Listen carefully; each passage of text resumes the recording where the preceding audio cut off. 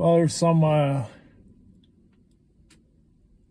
dappling underneath, which is indicative of severe weather. That rain's going to be here anytime.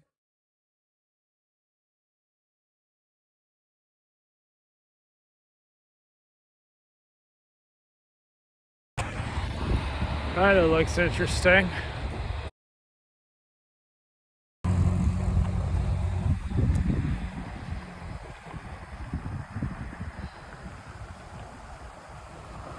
Some of these probably have winds of 50 miles an hour, considering there's a bunch of... Air's pretty chilly here, so probably nothing